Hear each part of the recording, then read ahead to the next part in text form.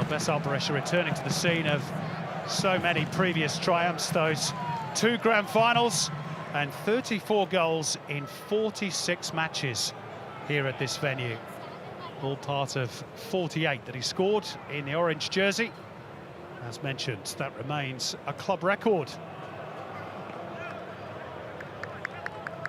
There's the current number 9 for Brisbane, Roy O'Donovan, this season's top scorer with 6, including 5 in the last 4. A few penalties in that total as well. Melbourne Victory and Western United, now the only A-League clubs the Irishman is yet to score against.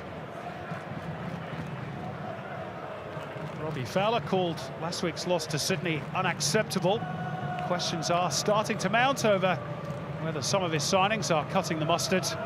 He says juggling the salary cap has been one of the most difficult propositions since taking over as head coach of the Roar. And there's Mark Redan, a boyhood Liverpool fan, taking on one of his idols in the technical zone tonight. He lost his last trip here at Suncorp with Wellington Phoenix by 2-1 in April. Referee Chris Beath tonight, the most experienced whistler on the list, with 178 games under his belt, and a blast on his whistle gets us underway. It is the Roar's last home game of the calendar year, and this ground has not been kind to them in 2019. Just 2 wins in 11 home games, and it could be tough for them tonight as well, Robbie Slater. Well, it certainly will be, and it's about picking themselves up from that spanking they got against an excellent Sydney side last week, and they come up a side that's, you know, we found a little bit of their mojo last week and tactically played it pretty well against Melbourne Victory, and they come here full of confidence. Berisha, of course, you know, the conversation is always about Berisha, part of the conversation when he plays, and you know, coming back to Raw, where he really did do anything in respect to being the best striker they've ever had. Helped by the promptings of the legendary Thomas Broich. Those days seem a long time ago now for Brisbane, without a major trophy in 5 years. Looking to rebuild under Robbie Fowler. This is Dario Yurtets, who continues in that defensive midfield screening role alongside Jerry Skotadis, who was pretty effective on debut last week against Melbourne Victory, shutting down a lot of those passing lanes, particularly in the second half, where Western United, Robbie, played it very cautiously, but of course they were 3-1 up by then. Yeah, look, they made a decision, and Mark Rudin admitted it afterwards. They got 3-1 up, and you know, they put out a block, 5 at the back. The 2 wing backs, which was Risdon on the right, Payne on the left, they tucked back in as left and right full backs, and 5 across the middle, Skotadis, and of course Jurtek. In the first half were a bit further forward, or rather Kone and Diamanti, and Skotadis' performance and positioning allowed Kone to get further forward, which is something they'd worked on, and they're continuing to try that this evening.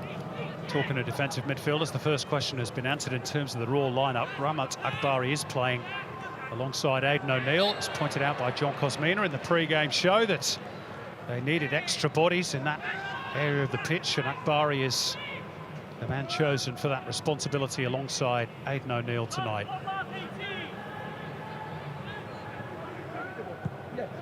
Yeah, it looks like he's gone with 2 up front. Wenzel Hall's maybe a little bit to the right-hand side. O'Donovan, Wenzel Hall's furthest forward. So here's Tom Aldred, the Brisbane captain. Scott Neville, who scored a towering header against the Mariners last time out here at Suncorp, which set the seal on a 2-0 win. Brisbane are coming off back-to-back home wins. That thrilling 4-3 success over Melbourne City, where they came from 3-1 down, and then 2-0 over the Mariners. But of course, freshest in the mind is that 5-1 loss to Sydney. This is Aaron Calver for Western United, touched by Panayotis Kone. Little scoop over the top by Diamanti. Berisha goes down inside the box, and Chris Beath is well placed. And there are appeals, but Chris Beath is having none of it. Well, it was a nervous one because, you know, at first glance, it looked like there was contact because he'd come across his defender, and the challenge looked like it came from behind. Chris Beath was very well positioned. I think they'd be having a look at it. Chris Griffiths-Jones in the VAR booth in Sydney tonight, Sure, we'll get notification if anything further is to happen with that one. Meantime, it's Ersan Gulam who gets the return off Connor Payne, who then wanted the ball back, but Scott Neville was in the way. It's a little bit ambitious from Mork for Wenzel Halls. Tied it up by the veteran Andrew Durante.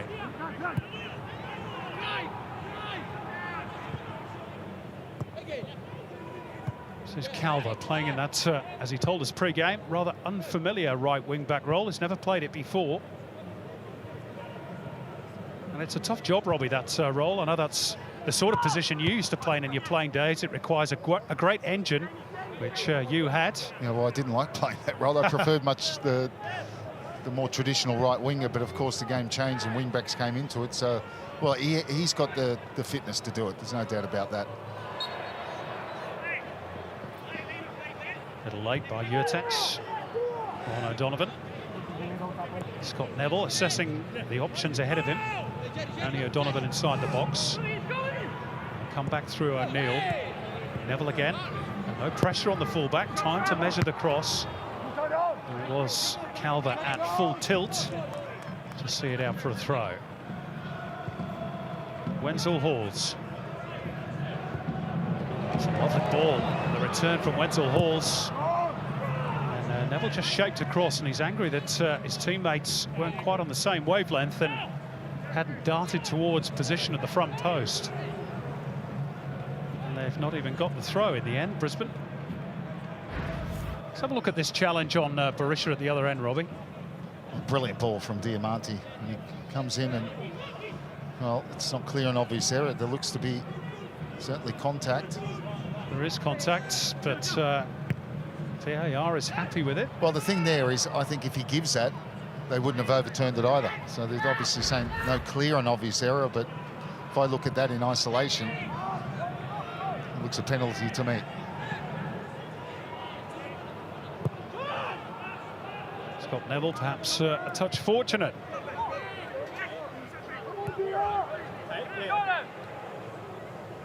Here is the former Perth Glory and Newcastle Jets, Western Sydney Wanderer on the ball.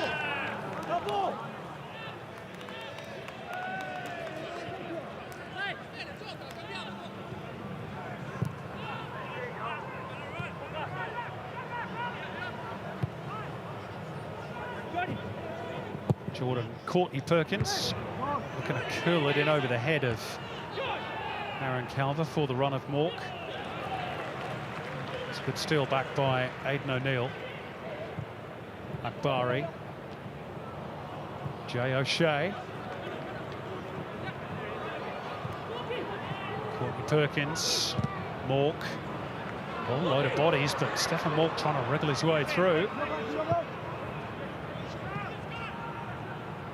Western United having a bit of difficulty in getting out.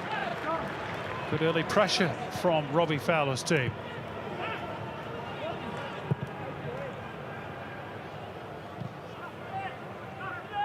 Sitting currently in 9th place on the A-League ladder. Brisbane just 1 point off the bottom club, the Central Coast Mariners, who go to Sydney tomorrow. One of 3 games. Victory also hosting Wellington, and then Perth, Western Sydney Wanderers the late game. Newcastle, Melbourne City to be played on the Sunday.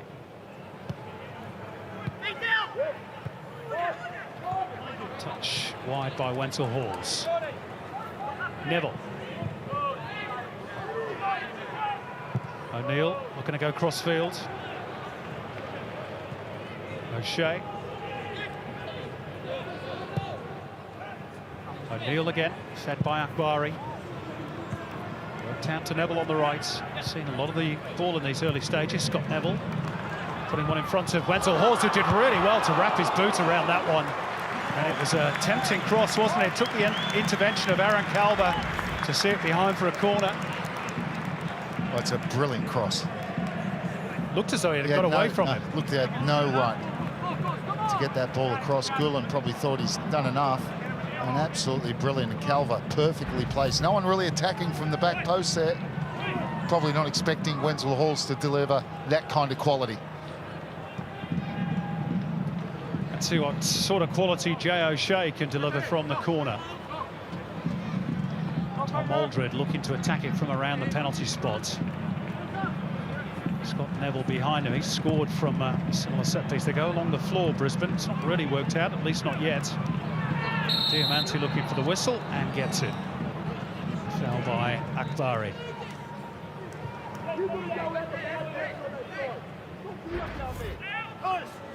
Yeah, probably 2 fouls. He got fouled probably in the penalty box. He was tried to play advantage. There was none. And Mark Roden, you hear what he just said then? You're going so deep again. And that's where they finished, deep. Last week against Victory, they played deep the whole second half. I think right near the end, there was a shot at goal. Because they only had one shot in the whole second half. Yeah. I think there was a stat with 10 minutes to go. They completed only, was it 39 passes in the second half? A lot more in the first, to be fair. But they really did, with the greatest respect to Mark Rodan and his team, they did park the bus in the second half. Mighty Victory weren't good enough to take it off them, so they'd sort of earned that right. Here's Gullum. Square for Scotades, who gets the return off Diamanti. Here's the Italian again. 2 in the box to try and pick out. Connor Payne makes 3, and he slides it past Jamie Young. And Western United have the opening goal. Bang on 10 minutes. And it's Connor Payne with his first for his new club. Beautifully found by Diamanti. Well, some might mention the goalkeeper here, Jamie Young, but for me, it's all about the quality of that crossfield pass, which we talked about in the pre-game, finding the wing-backs, and Connor Payne's brave because he goes in and he attacks that ball and he gets his reward. But what about the quality of this ball? Because it starts bending from outside and it's coming inside, Jamie Young, to be honest, doesn't know whether he can come or not, and you can't really blame him. Such is the quality on it. He slides in, Connor Payne, gets enough contact and gets his goal. But absolute brilliant assist from Diamanti.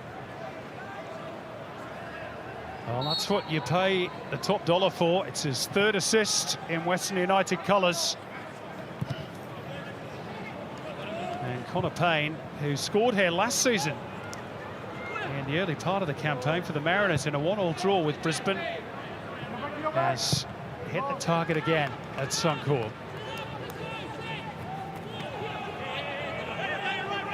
And you're right, Robbie, there was certainly indecision between goalkeeper and defender from Brisbane's point of view.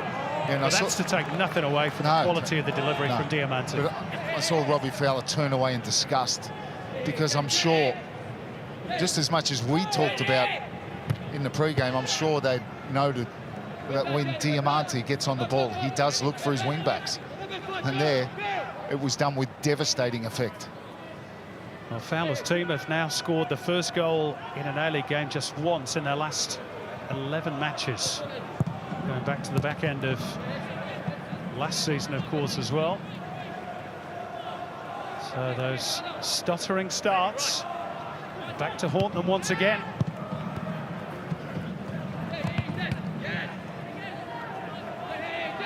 As for Western United, they've scored the first goal in a game for the first time since round 1 against Wellington Phoenix. So a bit of a new experience for them, or at least something they rarely experience. Here's O'Neill, and you can hear a pin drop around Suncorp at the moment. Even more so after that touch from Scotty Neville. It's the sort of moment, Robbie, that just drains confidence out of teams, especially when they're coming off the back of a 5-1 hammering as well. Because up until that moment, they've made a pretty decent start, yeah, Brisbane. They'd made the better start. Western United were very deep. You could hear Mark Rutten set it. And it just shows you when they got there. That was their first attack. The first time that they pretty much had every player in Raw's half, and they got Diamanti on the ball in the right area, and then it's all about the quality of the individual to produce what he did. And therein lies the difference, you know, and that's what Western United have. They've got Diamanti. You know, other teams, you know, play well, and you know they have periods in games, but sometimes it's, and that's why you bring a marquee, because it gives you that moment of absolute quality. Now that may not win the game today, but it's certainly given them the first goal. Here's Tom Aldred. Square for Akbari. Wide left is Courtney Perkins. Back through Macaulay Gillespie.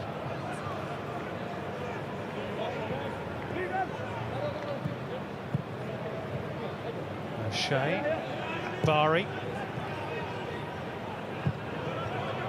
Brisbane stringing the passes together, but can they find penetration at the end of it? This has really been the story of their season. They're up near the top in terms of possession and territory, passes completed, but it all means zip, Robbie, if you've got no end product.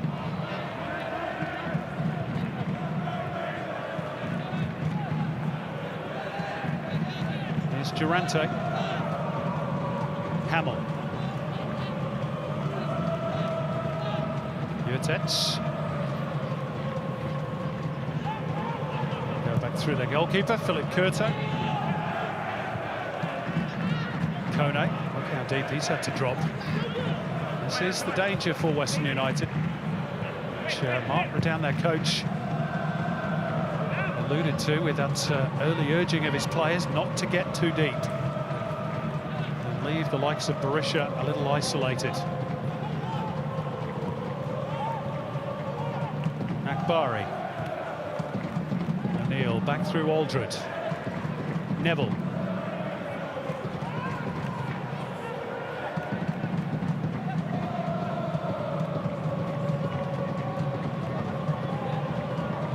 Gillespie.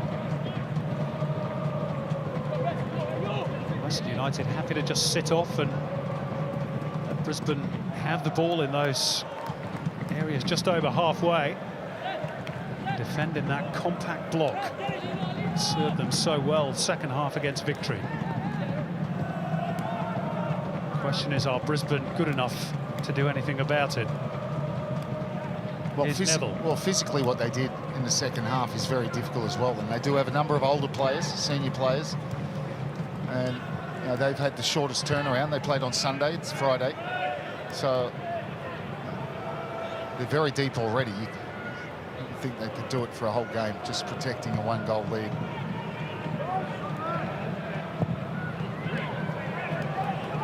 Nicely floated out towards Neville. Payne trying to shut the angle down. There's Gullen on the stretch. That's what you call a tackle by Tom Aldred. Ball and all. Panayotis Kone could see the funny side of it.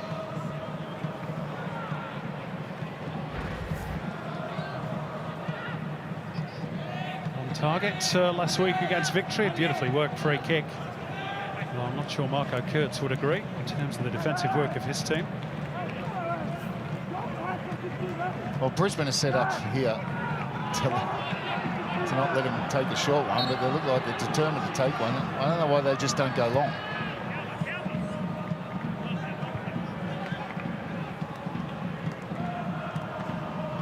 Diamante, maybe that's why. Maybe that's why. I was just thinking exactly the same thing. Kone, Berisha, building nicely here, Western United. And Payne storming forward down the left. And it took the intervention of Wenzel Halls. That first touch just wasn't the best quality by Connor Payne, otherwise he might have been in. Yeah, he might have been, and Wenzel Halls is so quick as well. Well, yeah, you may as well play it long. Well, they certainly went to the other end, playing a short one, and really Brisbane was set up to not let them do that. So their block on that goal kick didn't work as Robbie Fowler, because I saw him turn away again.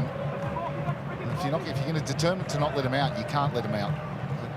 If Payne's touch is straighter, he's in on goal.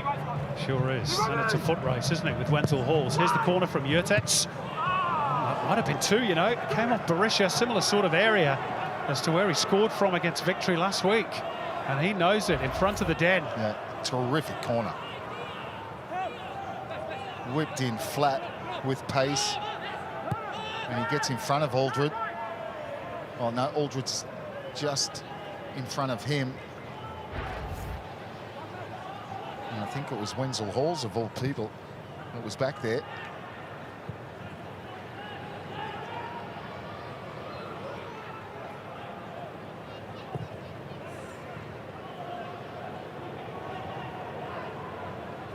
Already the alarm bells are clanging really defensively for Brisbane.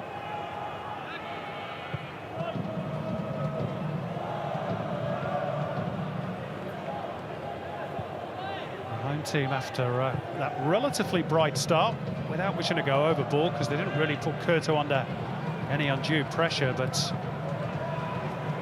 talking of which, the pressure is now really on, and even Aidan O'Neill making a little basic mistake there. Mark Redan likes what he's watching at the moment.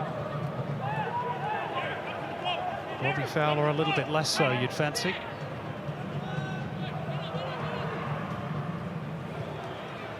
Wayward throw might help Brisbane out here. Crowd wanted him to shoot there, Akbari. Here's Wenzel Halls. Forced a little wider than he wanted. The cross is disappointing. Well, Brisbane let him off the hook. That was such a poor decision from Connor Payne to throw in right into the middle of the park. I mean, he had nothing on, but when you got nothing on and you got the ball in your hand for a throw in, you throw it down the line. It's quite simple.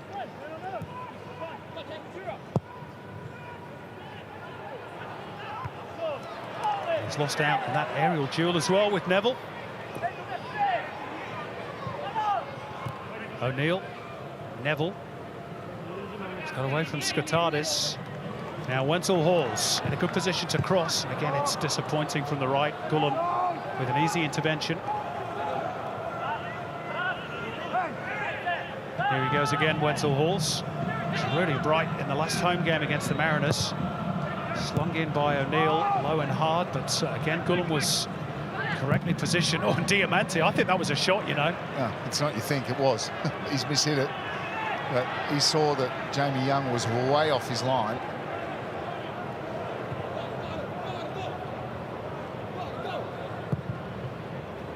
That looks useful. Wenzel Halls drops here at the back post, looking for the cutback for O'Donovan. Oh, he hesitated. What a chance for Brisbane. Should have taken it straight away, because Curto got caught in no man's land, and it dropped. It was an angle, but he should have just taken his opportunity. Connor Payne falls, he trips, bang, and there he's got to hit it. Lets it bounce, chance is gone. He could see that O'Donovan was in a better position, but unfortunately he was marked. Yeah, he's got to take that first one, not to let it bounce. He hits that with a lot of power along the ground. He's given the home fans a bit of encouragement. Jay O'Shea's corner. And headed well over the top by O'Donovan. A free header. Maybe slightly behind him, standing start. Couldn't control it.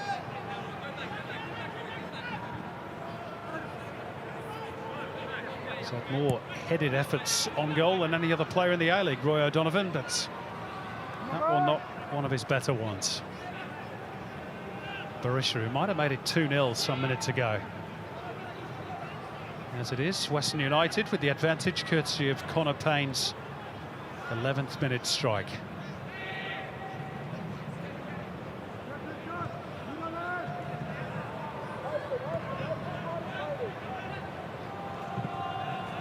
Now that's the outlet for Brisbane. Once they all slide across, Scott Neville is always free on this right-hand side. As Connor Payne tucks right back inside, and then the midfield of Western United kind of staggered. He'll be on again here if they want to. O'Shea trying to get busy. O'Neill. Something potentially brewing here for Brisbane. O'Shea again. Western United very deep. O'Neill, O'Shea. Here the home fans getting somewhat restless. Out to Courtney Perkins. Mork. Back out they come again. Aldred along the line for Neville. This is where that back three, when it becomes a back five, almost becomes a 5-4-1. Very effective. And Brisbane have worked it well out of here for Neville. Decent ball in as well. It came off Aaron Calver, and that could have gone anywhere. It will be a corner for Brisbane. Yeah, that's better by the home team. Well, you can say it's effective, but you know, you're asking for trouble. And that's a terrific ball in. And Calver's done well. A couple of times now, he's really been alert, playing right wing back, but he does have the instincts of a centre half, and he comes back and covers. But if Western United are going to sit that deep for those long periods, you feel they're going to concede. They Let's see if it's from this corner. Jay O'Shea's delivery. Now there was a shoulder by Jerry Scottardis on Aidan O'Neill, but even he doesn't look particularly convinced, does he? John Cosmina is sidelined for us tonight as we watch this again. Maybe get your thoughts on this, Cosy, and also the Western United goal. Yeah, hi guys. Look, if you look at the way Brisbane have set up, they've been playing in front of Western United. Western United, we know, sit back fairly deep. We talked about that pre-game. Can't get through them, and Brisbane are not penetrating because they've got too many numbers either level or behind the ball. Then you've got to go around them. And you saw that last instance where Scotty Neville picked up the ball wide in the front third, not in the middle third of the pitch. One touch out of his feet and he whipped across, and it caused some problems. And that's the way Brisbane have to look at it. If they're not going to try and penetrate between the lines, and there's very little space to do that, then they've got to go around, and they've got to start committing bodies from midfield into the box as well. Stephen Morks hardly had a touch. Thanks, Cosy. It's slight delay before the resumption was, as I'm sure you gathered, the VAR was just checking that there was nothing untoward in that challenge by Scottardis on O'Neill. All clear, and on we go. And that's a foul on Panayotis Kone by Tom Aldred. Big burly Scotsman. Plenty of experience during his days in England and Scotland with the likes of Motherwell. He played a Scottish Cup final for Motherwell. Watford and Bury, Carlisle and Accrington further down the English pyramid. Beautifully slung across by Gullen. Calver looking to leave it for Scottardis. Diamanti.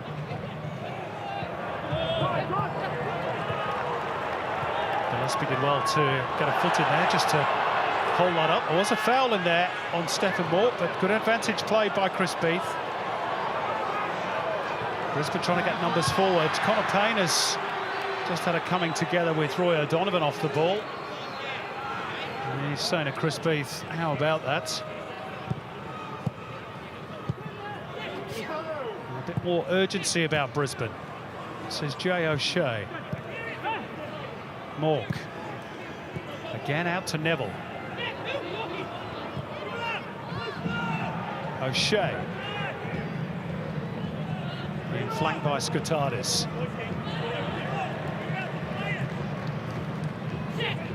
Neville again. Well, I think Neville's touched the ball more than anyone for Brisbane. Just a hopeful ball really in the end by Jay O'Shea. Yeah, but because they're so deep and the midfielders are right back on top of, well, you'd have to say is a 5 at the moment, that once they win the ball, they've got no outlet. Barisha completely isolated.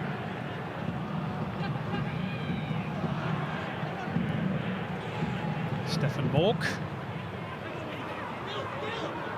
Over tops for Dylan Wenzel-Halls. Well, somebody had to. Yeah, no, yeah, he's got every right to take that on. Because Aaron Calver's... He stood up Aaron Calver, and Calver's, he's got a decision to make because there's an overlapping run. Does he go with the overlapping run and allow Wenzel-Halls to do this? And he does, and he can't find the top corner that he's looking for.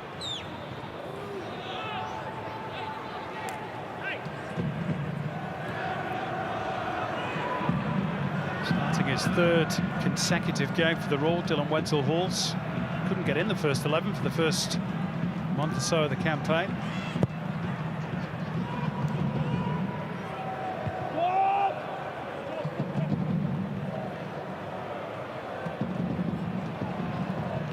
It's well dug out by Mork. And O'Shea will look to go crossfield for Wenzel-Halls.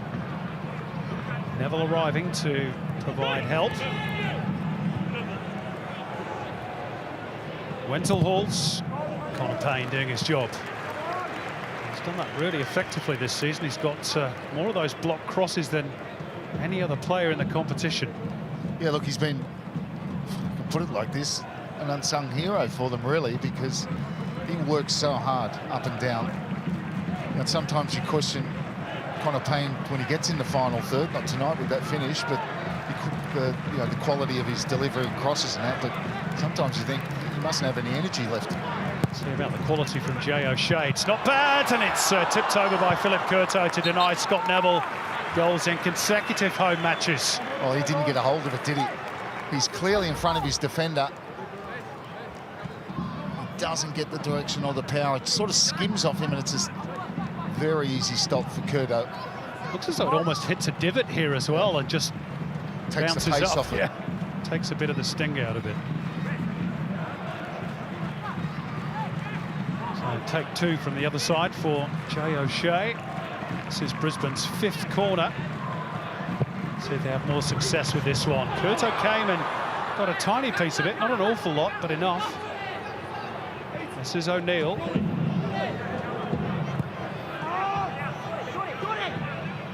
There's Courtney Perkins behind him. Little touch around the corner for Aldred. Still plenty forward for Brisbane. In by Ed O'Neill, but that's easy pickings for Philip Curto in the end.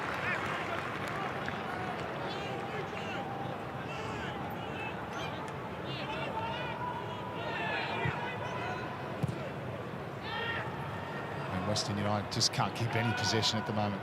Diamante, this one, just giving it away very cheaply, and here goes Neville again, who must have touched the ball the most in this first half.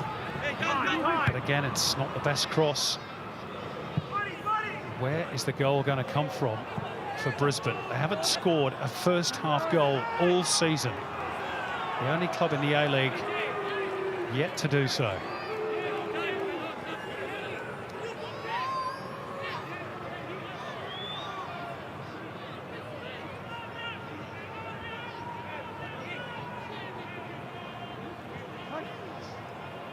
There they go, Brisbane are set, and Curto plays it.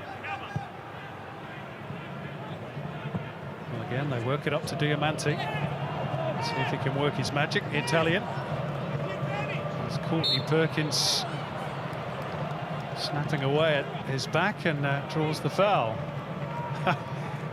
He's really enjoying life, isn't he? I bet Courtney Perkins, the teenager, is really enjoying playing against a player of such quality. A 17-year-old up against the player who was part of the Italian squad that got to the final of European Championships 7 years ago.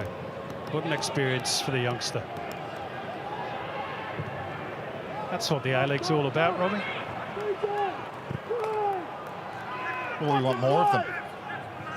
Now, this holding pattern clubs have been in for the reasons we know, and go on to that, but now it should be an exciting new era for the Hyundai A-League. We hope to see more of the Diamantes. Indeed. Because they have a place. They've got a part to play in the landscape of Australian football for me. It's credit to Western United that they went out and signed Diamante, and the fellow who's just touched the ball there as well, Panagiotis Kone, who's got a terrific CV. Ooh, that was brave by Wenzel Halls and a little bit reckless from Yurtets.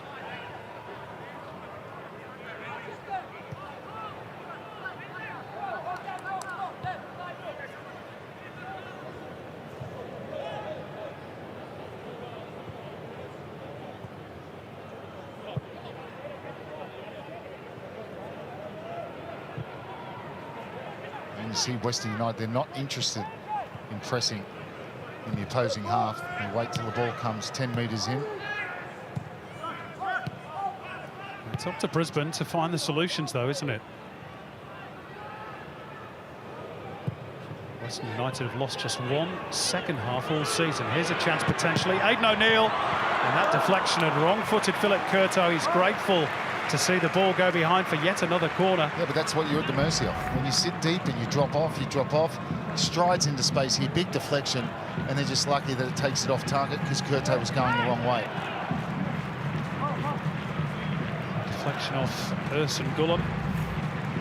So it's going to be a 6th corner for Brisbane. They're dominating everywhere, bar the score sheet.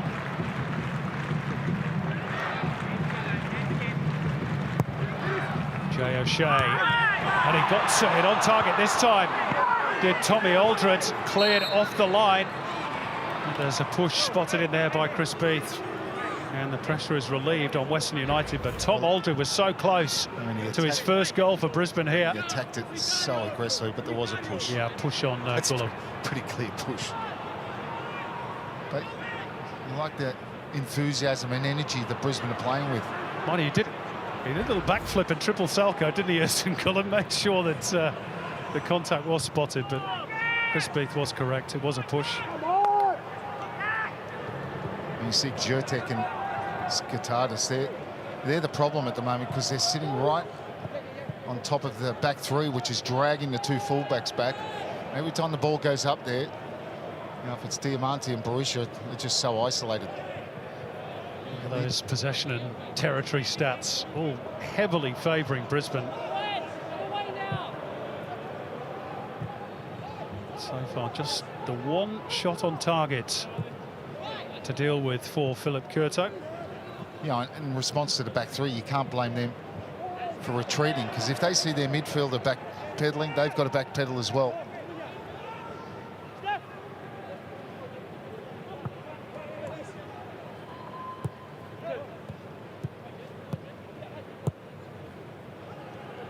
Akbari. Neville. Square for O'Neill. O'Shea. And they're trying to find space, and it's so difficult. Defensive block is well set for Western United. Nodded forward by Yurtets. Good touch by Diamante. Kone. Having to forage deep for the ball. Calver. I'll tell you what, we talked pre-game about Aaron Calver playing that right wing-back role. Not sure he's been over halfway on too many occasions.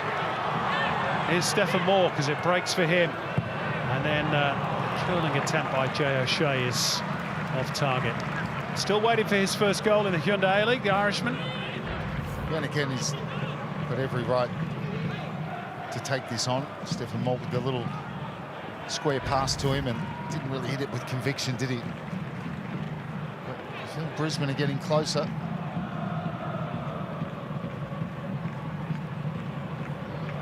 Is he happy? I mean, he's happy with the scoreline, obviously, but is he happy with the way this first half has gone, Robbie? I don't think so, no.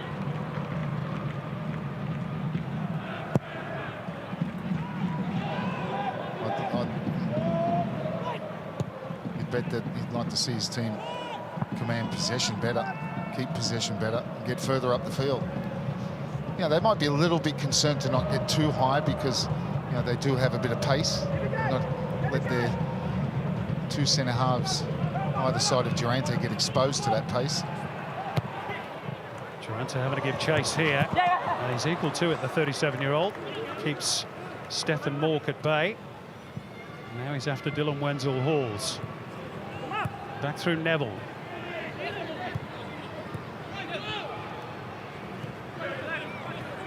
Mork.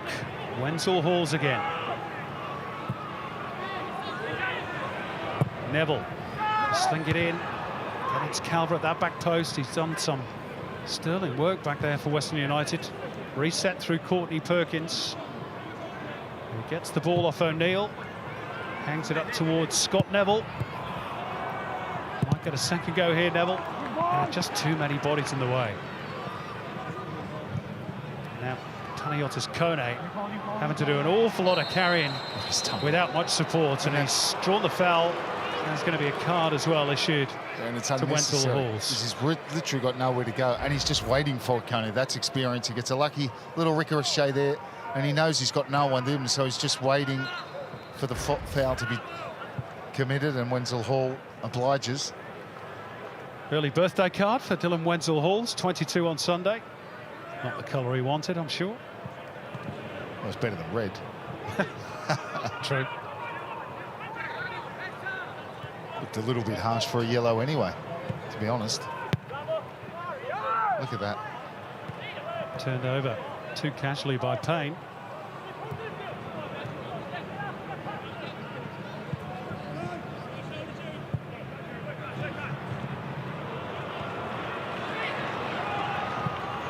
Maybe now's the chance for Brisbane Roar. Dylan Wenzel-Hall, Scott Neville arriving. It's flicked up onto the hand of Wenzel Halls. It's all like, almost like they got too much time in and around the penalty box. They got so many options. You see Ersan Gulam there. Just a missed first touch. Poor touch there, and it flicks up onto his arm, but it's all Ersan Gulam. He's breathing the heavy ones.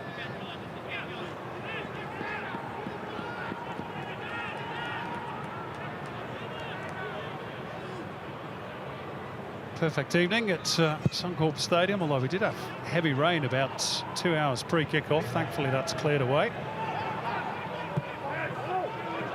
Just put a bit of grease on the top of the surface.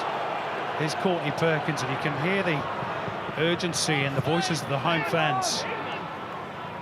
Just left it a touch short of O'Shea.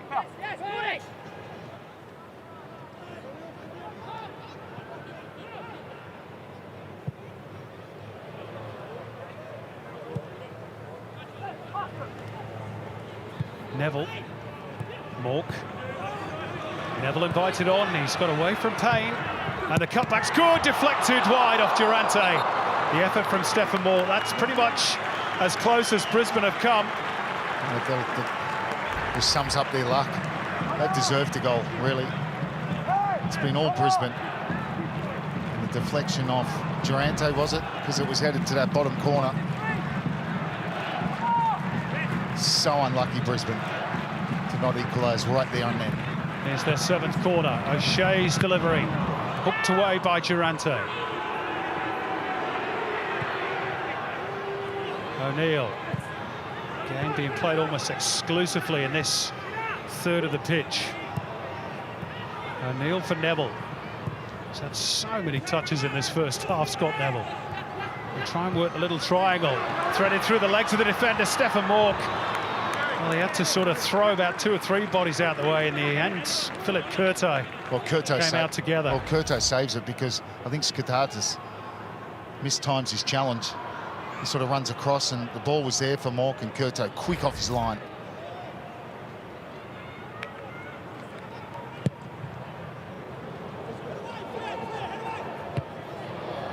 Well, they'll get into territory now, Brisbane territory. They haven't been down here very often. In fact, 20% territorial.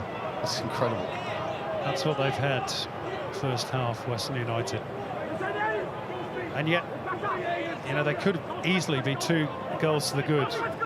Barisha missing that chance. Here's Panayotis Kona. They get just their 2nd corner. I think they're all taking a breather. Western United, they've been chasing the ball. Mark Rudden has got to tinker with something, you would think, in the second half if they get through with this goal advantage. Might be more than that. Might be more than that. Especially with Diamante, the man to deliver. Kone at the near post. That's the direction the ball sails. Well, it's rare you say he hits a poor one, but that was. Fails to beat the first man. Throw was better for Calver. Cross loops up and into the gloves of Jamie Young, who was anxious to get Brisbane moving and quickly. Maybe try and catch out this defensive block.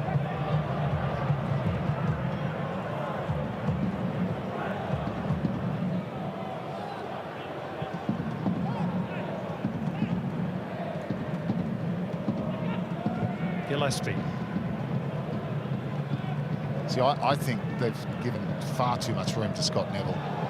I see no reason why Connor Payne can't be pushing up on him. Well, Connor Payne's not doing much at the moment because he fell very awkwardly. Sort of landed on the back of Wenzel Halls and bounced off him, and he looks to be in some pain. Does Connor Payne.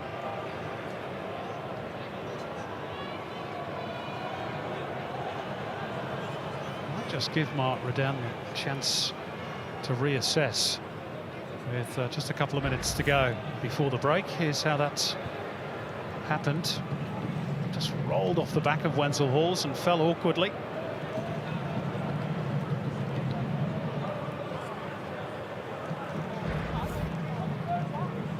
And he's the man of the moment, isn't he, for Western United? Teed up beautifully, it must be said, by Diamante for the game's only goal so far.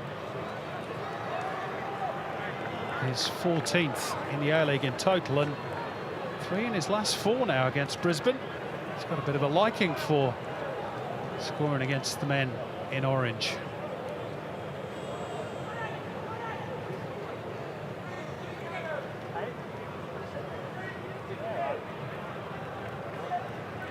I thought it was. He hasn't given it, and he's got a free drop ball, mate. It's a free drop ball with no one around. You heard the instruction loud and clear from Chris Beath. Free drop ball.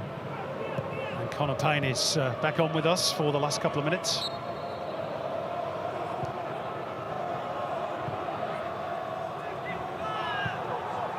Worked out by Gullum for Payne. Kone. So many numbers around him. Western United are penalised. Thought that looked a little bit harsh on Mark Ruden's team. Akbari.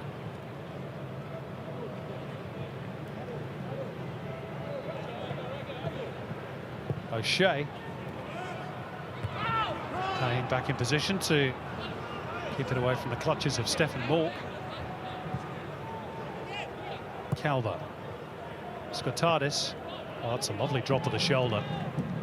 Really well played for a kid just playing his second A-League match, and they can build down the right here. Here is Aaron Calver. Berisha! It's 2! And Bessart Berisha, for the second time in a week, returns to hurt his former employers. He might have scored one earlier. He's buried that one, and Robbie Fowler's team are 2 goals down on the cusp of half-time. He'll wonder how, but what a move. And you just say, where is this? You know, the quality they're able to produce. What a move. Started by Skotadis, who weaved out of 2 challenges. And this ball, watch him here. Drops the shoulder, flick outside of the boot, and he's away. Little pass to Zhertek there, into Kone, and they're away, Diamante. And I thought, is he offside? He's onside. He's onside. Clearly onside. There's that first glimpse of it, you're thinking maybe offside, but I tell you what a finish that is.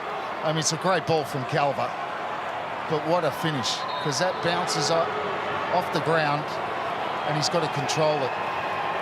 I'll tell you what else has got to be controlled. The tempers flaring here between Berisha and Roy O'Donovan. And Berisha's laughing about it because Brisbane, of course, are appealing for offside in the hope that VAR might intervene on their behalf. Well, I haven't seen the line, but on that replay there, he looked onside.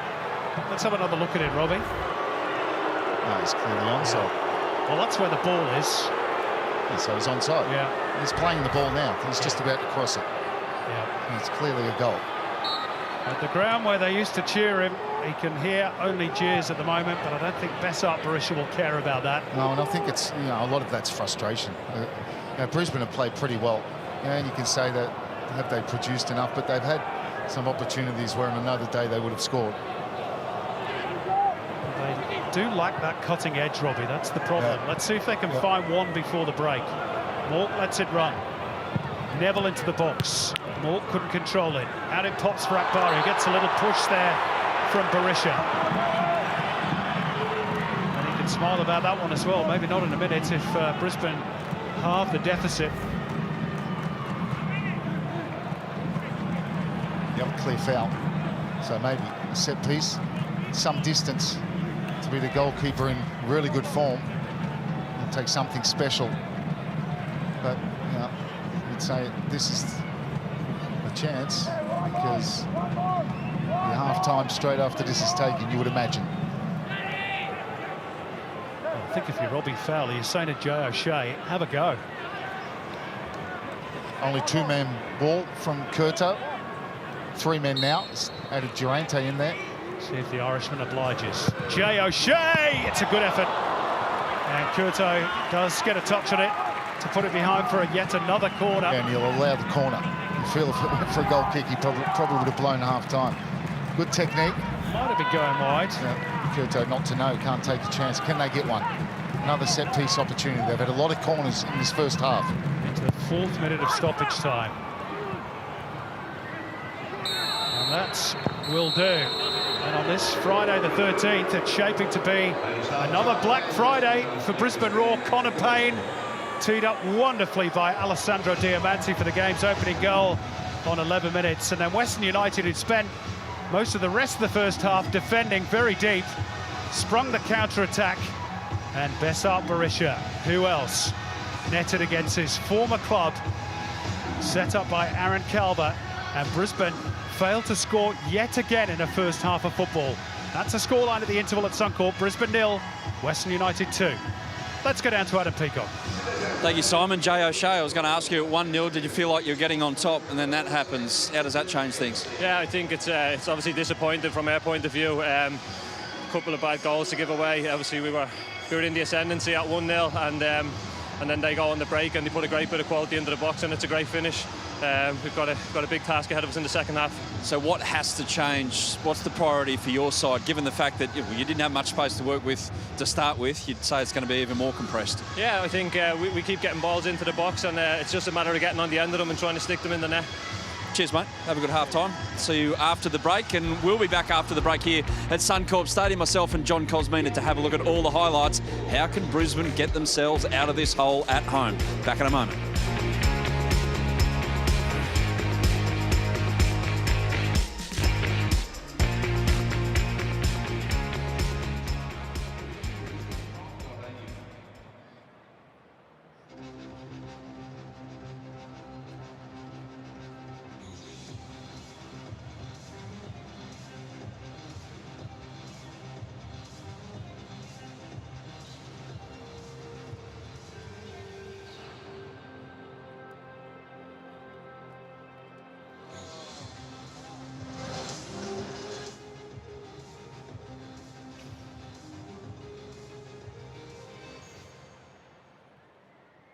Spectators are reminded that they must comply with the Hyundai A-League terms of admission and the venue's conditions of entry, including provisions relating to security. I'm set. Oh, man, I got you. Adam at the pod.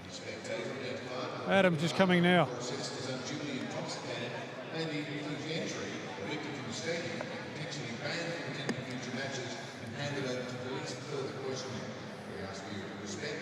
spectators are refraining from illegal and dangerous activities.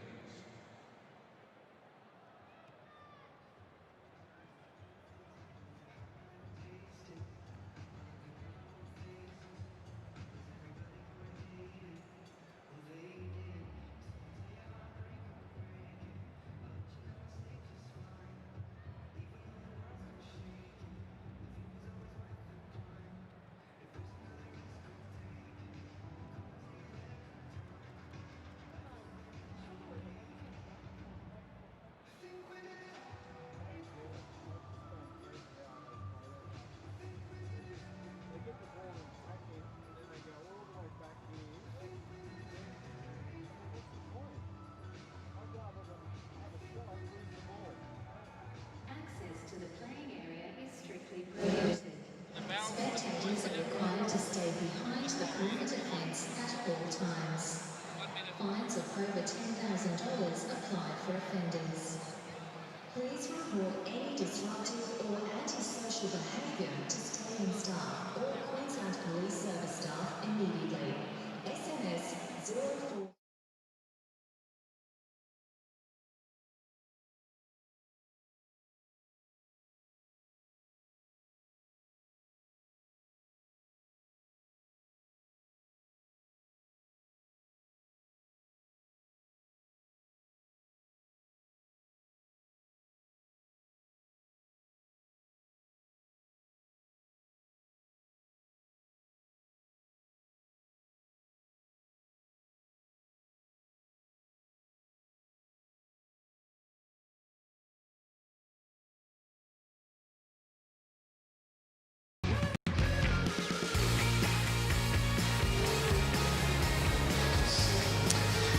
Welcome back. Bit of drama in that first half here at Suncorp Stadium with Brisbane Roar falling behind not just 1-0 but 2-0 on the cusp of half-time. A bit of a heartbreaker for them before they go in and hear the instructions from Robbie Fowler, which they're hearing right now. Might be a bit more of a robust discussion after falling 2 goals behind. But Western United away from home good value.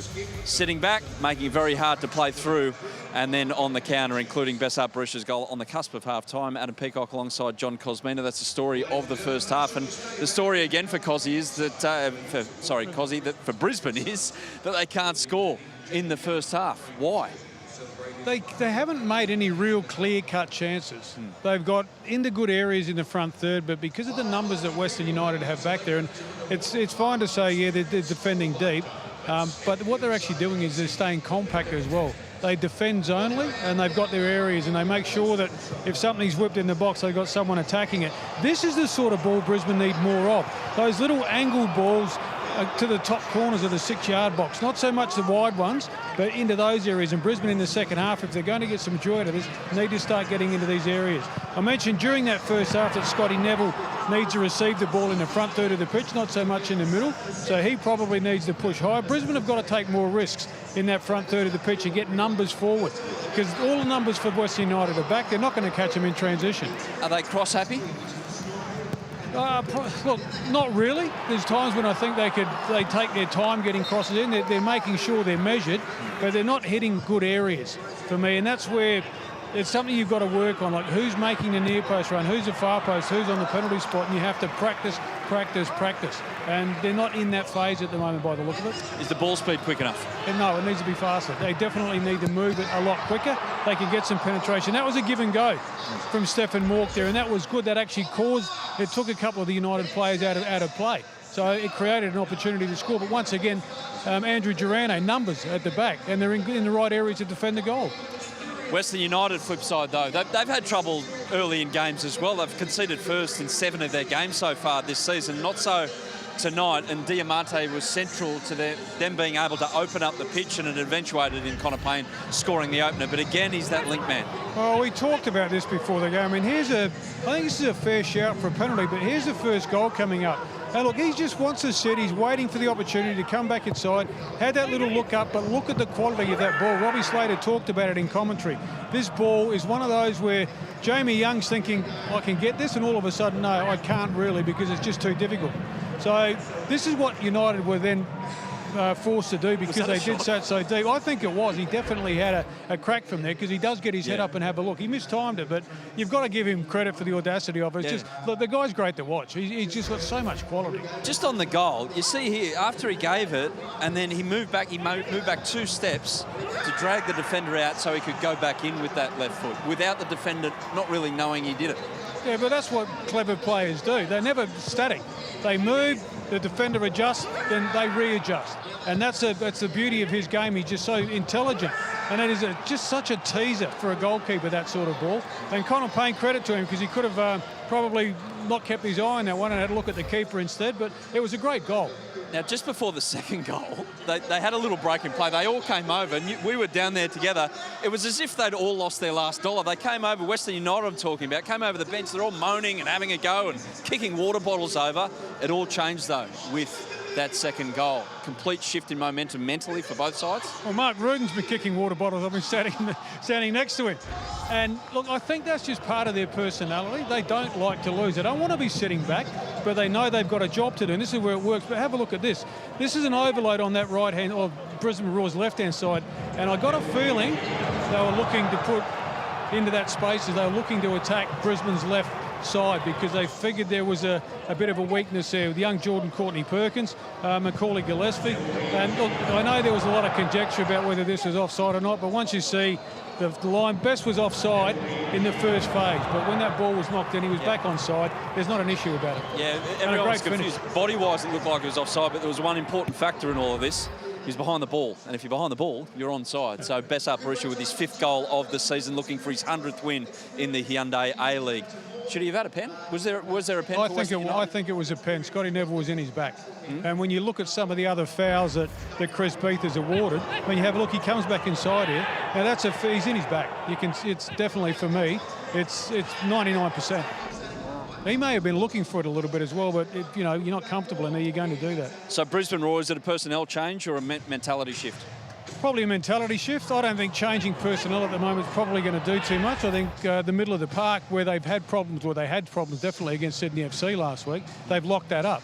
But now what's happened is that Western United have been able to go down that right-hand side, Brisbane Roar's left, then get back in, and they're getting in behind where that second goal came from.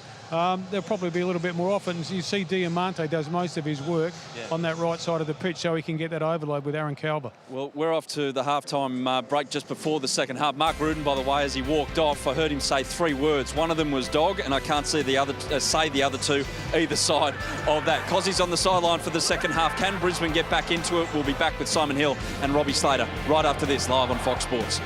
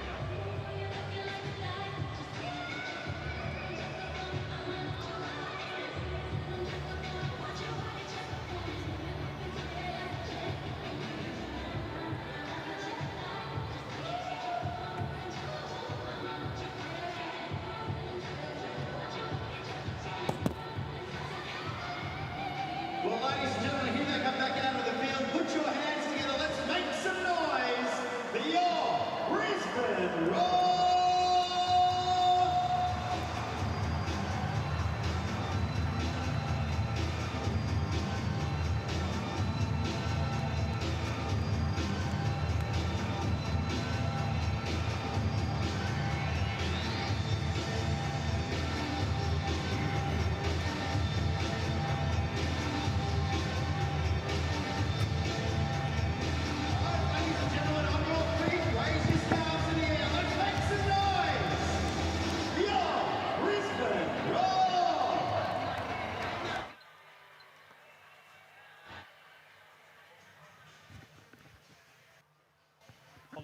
Can you see who's come off?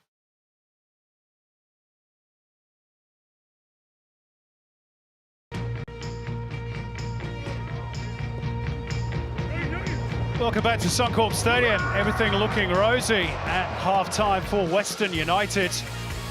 Connor Payne with his 3rd goal in 4 games against Brisbane Roar. And then, who else? Besart Berisha in front of the Den.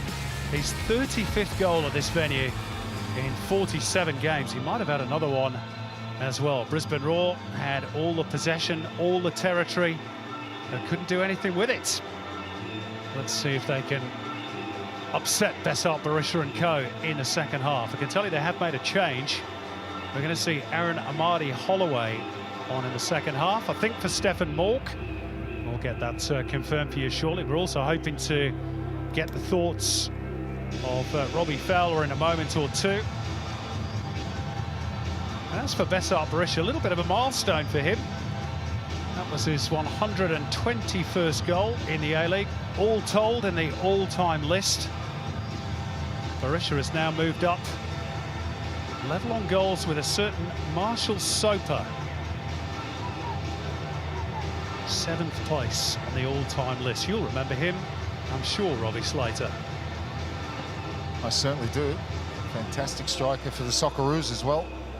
Sydney Olympic is his main club. There we go, great name from the past. Here's a name from the present, Aaron Amadi-Holloway, another one of Robbie Fowler's off-season signings, and confirmation that Stefan Mork has been withdrawn. So a bit more of a physical presence up front, and as Brisbane Roar get this second half underway, strange, Robbie, we were just talking about that at half-time, whether perhaps Brisbane need to go a bit more direct and use that physical strength of a player like Amadi-Holloway. Well, it's worked for them in the past. Remember when he come on against Melbourne City, looked hopeless, 2-0 at half-time, or 3-1 in the second half, and he certainly had an impact in one of the games of the season. They came back to win 4-3. Well, they're going to have to come back from that same scoreline at half-time, 2-0. They were down at Redcliffe that day. 2-0 down here against Western United. Unfortunately, we're not going to be able to hear from Robbie Fowler today to give us the reasons as to why he's made that change. But one thing's clear, he's taken up central position with Roy O'Donovan, perhaps a little bit wider on the left, just trying to mix things up a bit. Brisbane, as they seek to get back into this contest.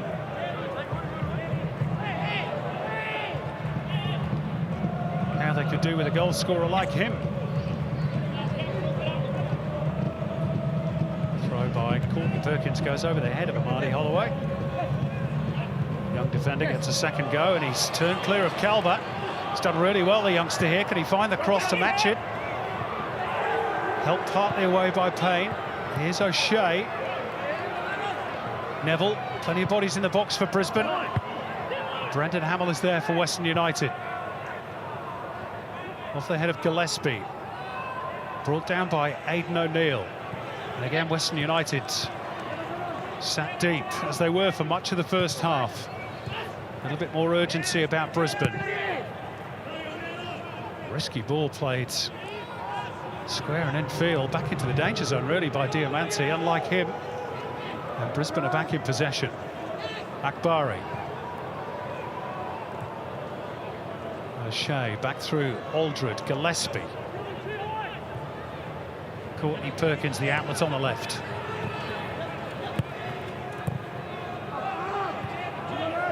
Gillespie, cross from deep this time.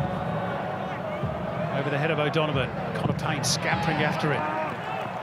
Met by Neville, and that'll be a goal kick. Robbie Fowler looking for a reaction from his players, and certainly they've tried to up the intensity. Yeah, they made a good start, right on the front foot the second half.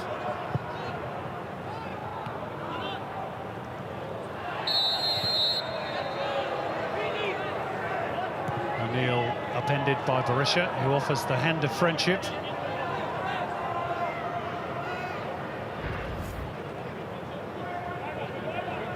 Not sure he's going to be too popular in these parts tonight. There's Amadi-Holloway doing what he's been brought in to provide.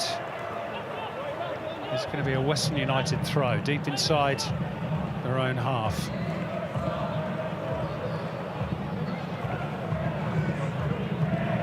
Scored just the once, Amadi-Holloway in Brisbane colours. That was in that 4-3 win over Melbourne City at Dolphin Stadium.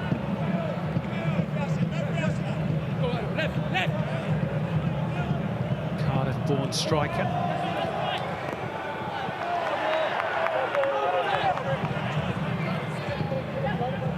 A similar pattern starting to emerge to the first half. All Brisbane possession. O'Donovan. He got the final touch, the Irishman. Don't remember Roy O'Donovan having a single opportunity in the first half. Was there a push by O'Neill there on Berisha? Spieth didn't think so, and the final touch is off O'Donovan and behind for a goal kick. Always in the thick of it, isn't he, Berisha, particularly against his former clubs. Now has 7 goals in 13 games against the Roar.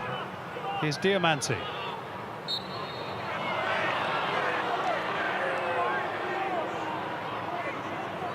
Ramat Akbari with the infringement. Diamante draws a foul and 3 Brisbane Royal players around him. That ball came to him from Gulam. And they do persist when they get a goal kick. They're always doing the same thing. Brisbane is set up for it. I just don't see any reason why now and again you push everyone up to the half line and go long from a goal kick. Skotadis has to go back to Curto under a bit of pressure. Here's Hamill again, Brisbane press. Force the error. They just played themselves into trouble. It's extraordinary, really. Brendan Hamill's got a kick as well, and is not too comfortable at the moment. And Brisbane fans think this is a bit of play acting. So whilst he's down, let's go down to John Cosmina. Here's the incident again. And Cosy, what about Robbie Fowler? I mean, is pressure starting to build on the Raw coach? I mean, we're still the early stages of the season, of course, and he is new to the job, but seems to be a similar pattern emerging most weeks. Yeah, well, like he's been pretty accommodating in terms of talking to Fox Sports on his way out at half-time. This week he basically brushed us, I gathered. Look, I can understand because I've been in that space myself in my coaching days, but I think you've got to realise that the media is so important as well. It's, you know, we want to help his side as well, and he needs to keep that in the back of his mind. Having said that, look, it's his prerogative not to talk to us, and you're right, the pressure is starting to build. He'd be putting pressure on himself because the guy's a winner. He's obviously proved that with his playing career. And he's not happy with the way things are going with his team at the moment. It started off okay, and they looked like things were working, but they just have moments in a game where they just opened up so easily, and that would be frustrating for a guy that's come from the quality in his football career that he's come from. It's a good job you're more mellow these days, Cosy. I remember asking you for those half-time interviews, and well, some of your responses were rather unrepeatable. I hated all of them, even after the game. Yeah. What do you reckon, Mr. Slater, on Mr. Fowler? I thought you were going to about Cosy. I can remember. You can answer that question as well if you want. I remember Cosy attacking me in Sydney Football Stadium, but look, I understand it. Yeah, I mean it's a new era. Like in respect to television and access, but I feel in the current circumstances, I fully understand why he doesn't want to have a chat. Yeah, I was asking more really about whether he's under pressure in terms of... Well, look, every coach is under pressure when you're losing games. Marcus Babbel has talked about it at Western Sydney Wanderers. They've lost 4 on the bounce. They're travelling to Perth, and he's under pressure. I mean, that just goes with the job. That's what football coaches know. That there's that switch of play with Diamante. That's so often and so well. Just buys his team a bit of time. Yurtets says whatever Diamante can do, I can do equally well. And Calver and Diamante teaming up here on the right, maybe about to create something for Western United. Diamante. It's nicely played as well for Yurtets.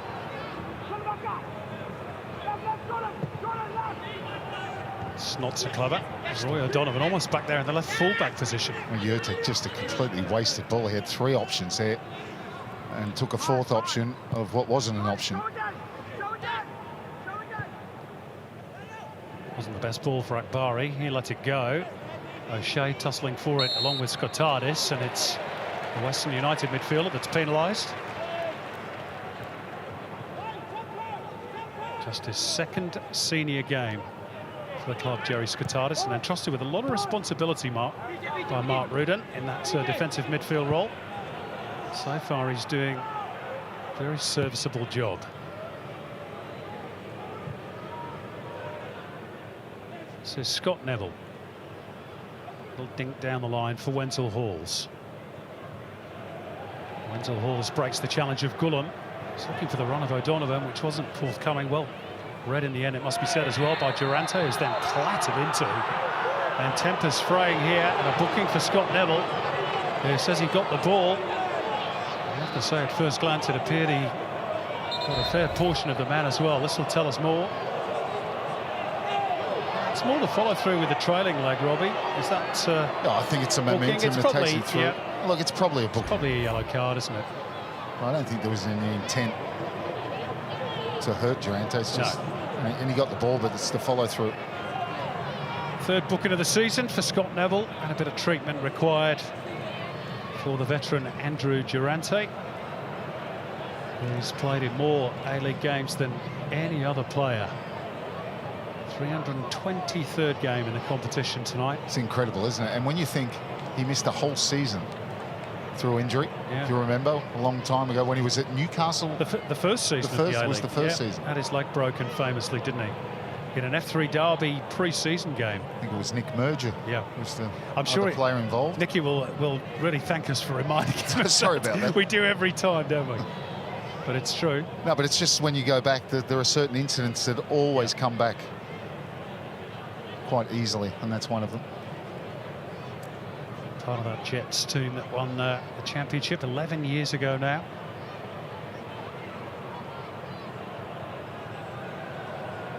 And a couple of weeks ago, as I'm sure you remember, scored his first A-League goal in 5 years against the Wanderers and became, in the process, the oldest ever National League goal scorer. Andy Durante at 37 years and 190 days old.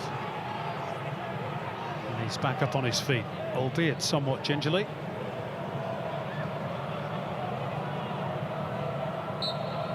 Scott Neville becoming just the second caution of the evening.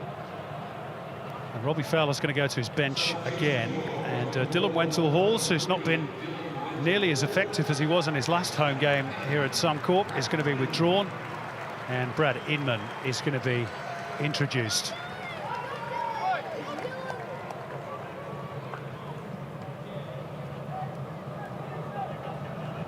Substituted himself, Brad Inman. Half-time for Isaac Powell last week against Sydney. Had a really good pre-season, Brad Inman. Scored 8 times, including one in the Cup against the Mariners, but hasn't really hit those same heights in the regular league campaign. Now would be an opportune moment, with Brisbane really up against it.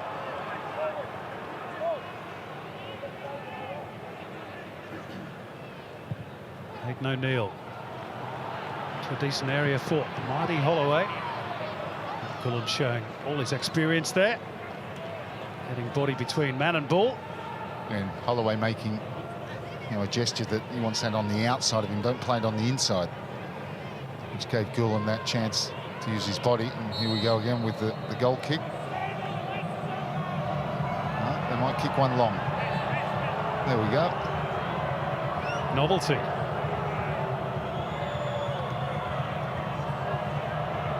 Philip Curto's playing just the one clean sheet so far this season. Maybe that's why they don't do it. Maybe that is why. Or maybe he's just out of practice. Yes. Well, if that's not the worst goal kick of the season, it's in the grand final. It'll be in the grand final. Yeah.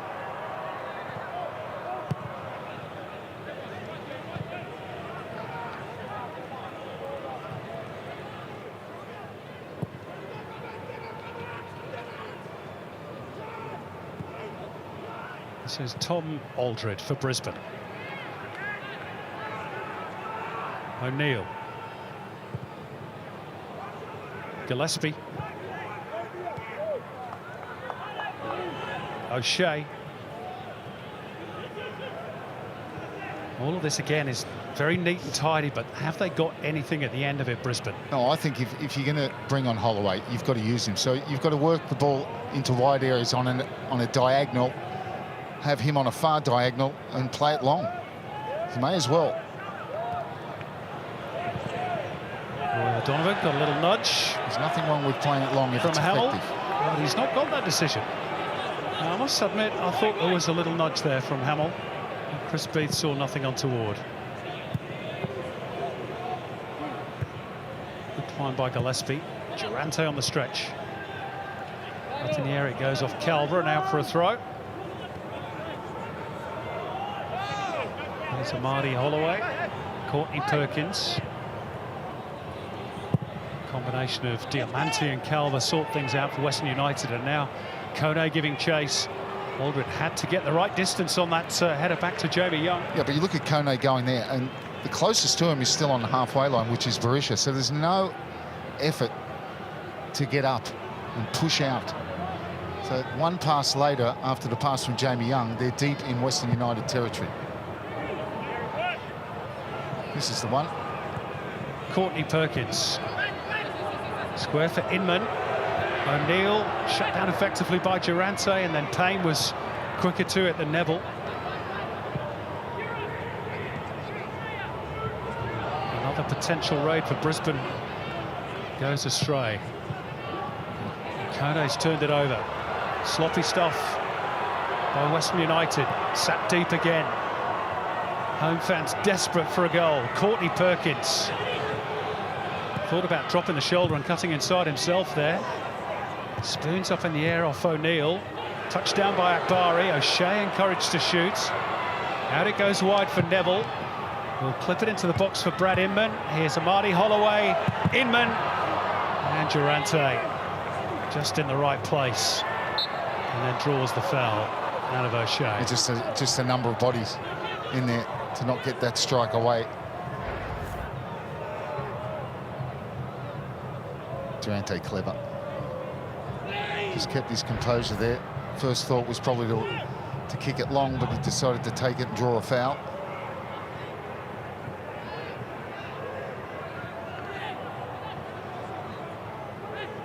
I'm in trouble again here. Durante run out of it by O'Donovan. Curto smartly out of his penalty area to clear. It's pretty attritional out there, isn't it? Brisbane huffing and puffing, but not yet blowing Western United's house down. Here's Courtney Perkins. Inman skips away from Skotadis. Yurtets will hammer it clear for the visitors. Back it will come through Gillespie. Courtney Perkins.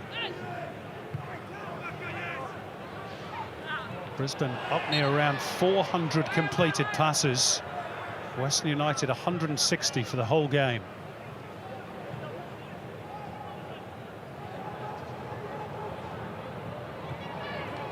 Akbari. Amadi Holloway.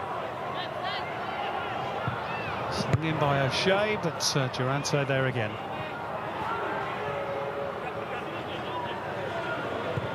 Courtney Perkins. Have they got any fresh ideas, Brisbane? Akbari. Neville, O'Shea. Amadi Holloway left it short. Skotadis nips it. Now the counter could potentially be on. Berisha intelligently out towards Kone on the left. Skotadis trying to check his run to stay on side, which he's done. But can't get around Gillespie. Yeah. Terrific run for him, but there just needed a bit. Needed to be clever. They just go in twos and threes, don't they, Western United? No more than that. It's very cautious stuff. They lead by 2-0. Listen to the groans as Scott Neville has to turn and chase. What a frustrating night at the office for Brisbane Roar. Still plenty of time for them to change things around. Here's Inman. Can he find a decent delivery? He's got to get past the defender first. Lays it off for Courtney Perkins. Hamill there at the near post. And a foul by O'Neill, climbing onto the back of Diamanti. You just need to get that ball deeper. So Courtney Perkins, right idea, but hits the first man. Holloway's staying on the back post for a reason. You just got to hang it up to him. He is so capable in the air. And, you know, the people listening might be thinking, oh, well, you're just promoting a long ball game, but you've got to play to the plays you've got. And let's be honest, what they're doing at the moment is not really working. Diamanti taking his time. 17 times capped Italian international. I was reading this week, he once took on, during his days at West Ham, Robbie, took on the legendary Gianfranco Zola in a free kick duel. And Diamanti beat him quite comfortably, apparently. Tells you a little bit about the quality of the man. Mind you, Zola was retired by then, and Diamanti was gracious enough to say, it's because I was the current player and had more power in my legs. Ever respectful of his compatriot. Yeah, the great man. What a player. Lucky enough to play against him numerous times. Not often a happy ending for myself, but anyway. We had some happy times at the Hammers though, Robbie. especially in front of the chicken run. Especially playing underneath Harry. They were always happy times. Certainly interesting times. I'll bet.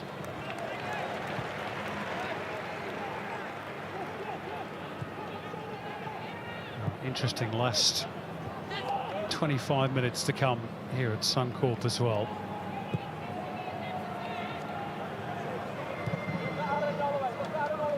Brisbane with just 9 goals scored so far this season. Again, they found the going pretty difficult against a very resolute Western United defence. Stephen Moore, now replaced, has come closest for them just before half-time. That shot that deflected wide off Durante. Not much actual work for Philip Curto in the second half as yet. Jamie Young, a virtual spectator at the other end. Gillespie, Akbari, Berisha doing his defensive duty. Yurtets, can they spring the counter? Not quite. Berisha had his pocket picked. Here's Jay O'Shea. Again, the fans encouraging the Brisbane players to shoot. And they work it out wide through Neville, now with O'Neill. Back to Neville again. And they find a decent cross this time. And Marty Holloway. Well, he does get on the end of one at last. That's a good chance, and that's, you know, they get him behind in a crossing position. Ball to the near post. Watch how he checks his run, uses his body to push off the Western United defender, and he's a little bit unlucky. He's just trying to flick that to the other side of the goal. Curto relieved it sails over the crossbar.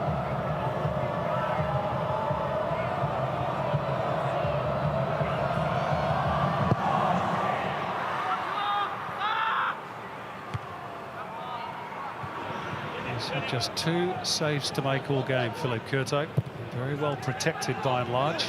At the other end, Panagiotis Kone keeping Macaulay Gillespie honest. Quick release by Young. And away goes Scott Neville on the right.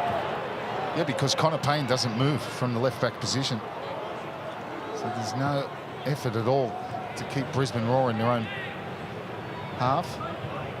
Now, those 2 wing-backs have been very conservative, haven't they, Neville and Payne? Good chest down by Marty Holloway. It's behind O'Neill. This is Inman. Squares it up for Jay O'Shea. They've got a shot at the end of it. No.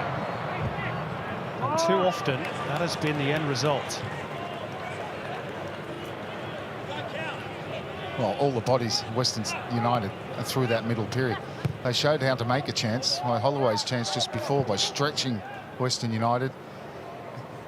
Get a little 2v1, get in the position in behind for crossing the ball. But also nothing wrong with shooting from outside the penalty area. Jay O'Shea's had a couple of opportunities to do that.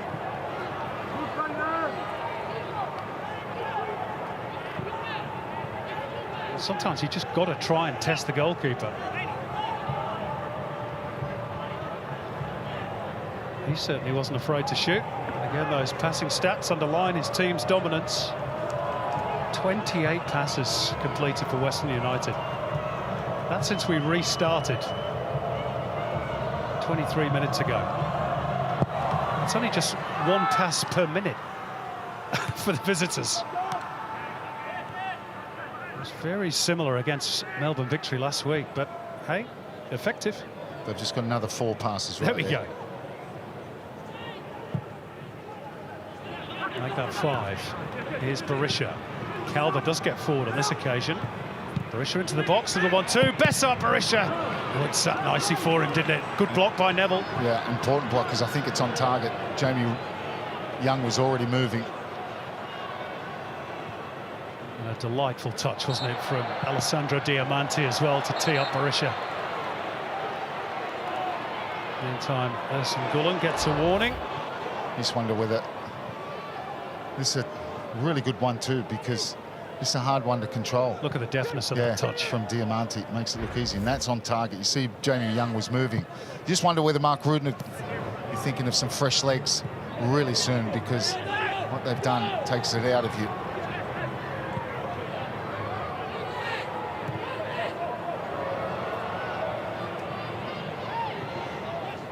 Inman works it into the box, gets it back off O'Donovan. It cannons back off Ersan Gullen.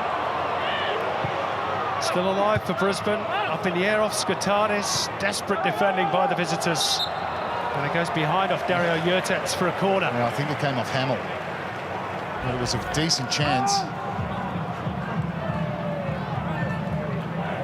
Gone with the outside of the foot. No, you're right, it was Gulam. Does like a block, Gulam, doesn't he? Brisbane's 9th quarter. Home fans trying to lift their team with 20 minutes remaining. Jay O'Shea to take the corner. Towards the near post. Oh, Philip Curto having to make a point-blank save, which he knew, I don't think, anything about. It was his own defender basically just almost sat down on the ball. I think he knew nothing about it. It was a little flick at the near post from Holloway. Important block, nonetheless. Brisbane started to apply some pressure belatedly. O'Shea, nice touch to find Damani Holloway. Neville, a little too deep. Panayotis Kone will see it out for a throw. They're looking pretty tight, Western United. Just a clump of their players in the penalty box. Marty Holloway, too strong for pain, but illegally so in the opinion of Chris Beath, which the Brisbane striker can't quite believe. And you're right, some of the Western United players sucking in the big ones. Philip Curto adjusting the socks. Here we go. It was Berisha just sat down and played it onto Roy O'Donovan, and Curto was basically just in the road, wasn't he? Here's that change that you alluded to for Western United, and it's going to be the end of the section for Besart Berisha. Scored again against his old club. Applauds the Brisbane supporters, and he's going to be replaced by debutant Valentino Ewell, the former Bentley Greens player. Let's go down to John Cosmina, who's got a bit more on this change. Yeah, Bess came across the Mark Rudin about 10 minutes ago and sort of indicated that he was feeling a little bit tight in his right thigh, his upper right thigh. So they let him go for a little bit longer, but it wasn't going to work. And look, he's been doing a power of running and not really getting any of the ball. And young fella Valentino Ewell, I think, is going to come on and have a good crack at this. They need a bit of work up front now because they're not quite getting that press right in that first line of defence. Thanks, Cosy. There he is. A-League debut tonight. Born in Burundi. Another one of those players from the African diaspora. I think he actually goes by South Sudanese heritage, but of course a lot of those players do come through that path on their way to Australia. He scored a couple of goals against Bulleen in a friendly organised by Western United last week, and then hit the winner in a friendly organised for squad players on Monday against Melbourne Victory, the day after the seniors played out that game in Geelong. And of course he's well known to John Anastasiadis, the assistant coach of Western United, who is his former coach of Bentley Green. So congratulations to him on for his A-League debut. Meantime, we've got a lengthy delay for this injury to Ersan Gulam, which is not going down particularly well in these parts, Robbie Slater, but this all plays into the hands of Western United. And that's what it means in terms of the live ladder. They would jump up to third if they were to nab a third goal tonight. Their goal difference would take them above Melbourne City into second. At least for 48 hours. City in action on Sunday away to the Newcastle Jets. But as you rightly pointed out, Robbie, Western United tiring. They've had to do an awful lot of work. Robbie Fowler's team has just not been able to find that spark. And the longer this game goes on, the more you feel they might not be able to. Well, at this point, you can't see the pattern of the game changing. So Brisbane, you feel, are going to have all the ball. It's all about, can they get one back? And that's the starting point, to just get one back. Western United have been deep all game, so you can't see any reason why that's going to change.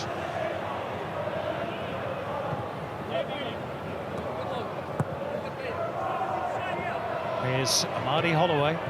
O'Shea.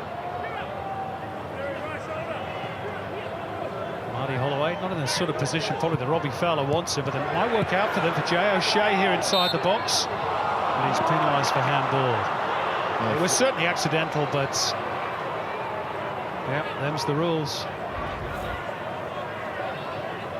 Controls it, and there's that challenge comes. He just fell on it, didn't he, really? But that's the rule. Even accidental handball.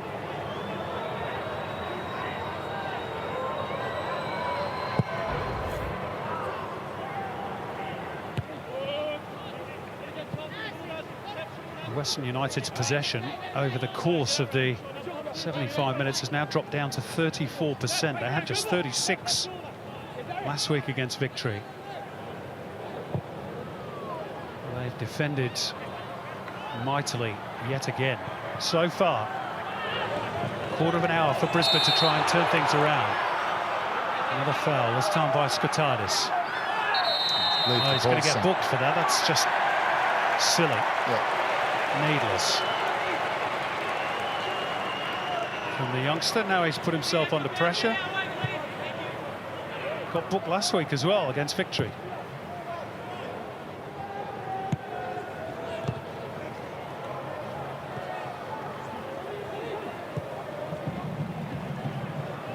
Gillespie, Courtney Perkins, O'Neill, Inman. Can they unlock the door? Bari trying to work the triangles. That's clever by Inman. Goes for the return. And again there are appeals for a foul. This time by Hamill on Inman. And again Chris Beath is unmoved. Frustration growing. Advantage played here. Tom Aldred joining in with the attack. It's a poor ball by the Scotsman. And Skotadis should be able to see out the danger for Western United. He'll have to go on his own. Skotadis has covered some ground, to be fair. He's been the one in this second half that has been the midfielder who's got the furthest forward. Kone may be the exception, and we don't count Diamante really like that. As a number 10. Is it unfair, Robbie, to say that Western United these last couple of weeks, well, certainly second half last week, that they've just parked the bus? I don't think it's unfair. They didn't in the first half last week. Yeah. But they did in the second half. You're saying they've been pretty much consistent with it throughout today. But it's worked so far. Courtney Perkins turned over to Yule. Look at where Diamante is. There's just nobody there in green and black. Well, Connor Payne's hardly made it past the halfway line. And maybe after three games in a row where they played well in two of those games particularly. You see they've struggled to get that one. Two of them, 2 1-0 losses. And of course, you know, 3 on the bounce, and he said, well, you know, get to half-time, 3-1 up against Victory. Back to basics. Back to basics. We'll defend. You've got to be good enough to get us. Here they get the first goal. Does that set the scene? I mean, we did hear it, Rudin, in the first half, you know, saying to his defenders, you know, you're getting too deep again, which was obviously in reference to last week. Was that penalty shouts? Brad Inman. Nothing doing. Macaulay Gillespie has been replaced as Robbie Fowler empties his bench, and his final card to play is Jai Ingham. So he's got to go for it. An attacker on, a defender off.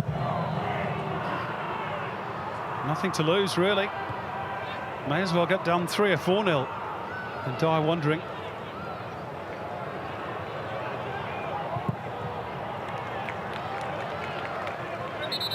Now, Tom Aldred's won everything in the air. It's gone up there from Western United. And it's the midfield.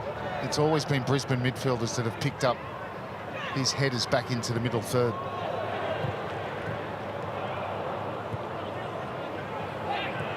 Skotadis. It's an intelligent ball by Jerry Skotadis and by Yule. Kone. Calvin now has advanced over the halfway line on the right. Hamill. It's the best position they've had in the second half. Certainly the most attacking in terms of numbers in the opposition half. Diamanti. Skotadis. Yule. Appeals for offside by Brisbane Roar bench, unheeded. Jota guilty again. He has done that time and time again. For once, they had good possession, and he gives it away. Let's quickly go down to Cozzy again. Cozzy got something on the change in shape for Brisbane. Yeah, they've, as you said, pulled a defender off and put on an attacker. They've gone to a 3-5-2. Joey Ingham's lightning quick, as we know, and I'm expecting him to hit the touchline and stay out there and look to get in behind, because Scotty Neville hasn't really done it effectively. They'll use his pace as often as they can. They've got to start playing balls, maybe hopeful balls, but they've got to get him in the box. And we don't really want to see a Marty Holloway coming off the line. We want to see him and Roy O'Donovan, if they're going to get anything out of it, being central and occupying those middle three defenders for Western United. Absolutely right. Sure, that's the instruction from Robbie Fowler. It's one thing saying it, of course. It's quite another trying to find a way around this sturdy defensive line of Western United. They're starting to run out of time. We're into the last 10 minutes. It's not a performance that will win any beauty prizes for Western United, but I'm sure they will not care if they secure back-to-back victories. And that's another one that's going to get away from O'Donovan, who's had a pretty horrible night in terms of service. Looks utterly frustrated, doesn't he, the Irishman? Well, I don't think he's alone.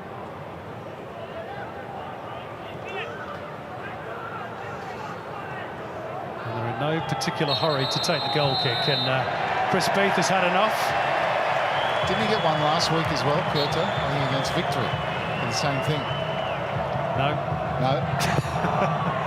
I think someone else did. Yeah. It was maybe a defender. I think it might have been. I think it was Aspro. Behind. It was Jonathan. He was warming up. He was warming up. Yeah. Delaying tactics. It's Curto this week.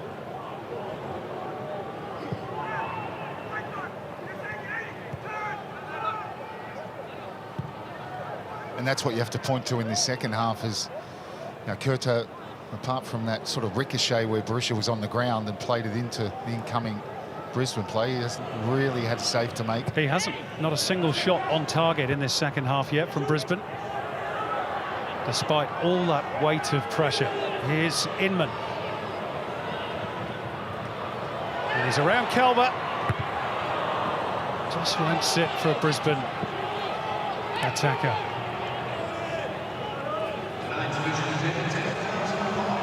Calvert's gone down now. I think he's got cramped. And that's going to further frustrate the home fans. Another little break, a little stoppage in play. All disrupts Brisbane's momentum. Look at the frustration.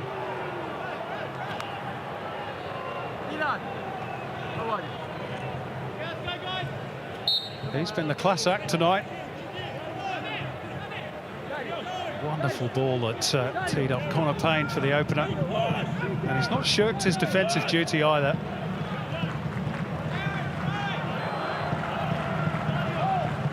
Also involved in the second. Putting it on a tee for Aaron Calvary, then provided for Bessel Barisha. Here's Scott Neville going to drive one. Well, that's what I was saying earlier. I mean, eventually you've got to start shooting, haven't you? I think so. Now Curto's got cramped. I think he has that shot. I think Curto's dive made the shot look a little bit better than it actually was, but you're right. You may as well have a shot. It's missed by some way. It's one for the cameras, isn't it? I think this dive from Philip Curto. Yeah, look how far that misses. Maybe because it started straight and then it swerved away. Let's see if Curto's release this time's any better than this last one. It's not bad, actually. Kicks out Yule.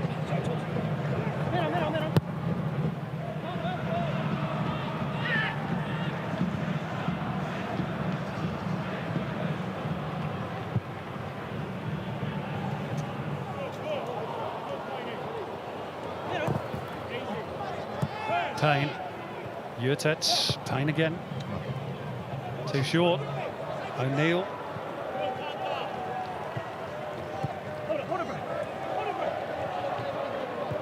Ingham. O'Shea. Neville, that's a better ball, but it's too close to Philip Curto. What did we say last week, Robbie, in Geelong? 5 minutes to go. Western United had one second half shot. It's exactly the same tale this week.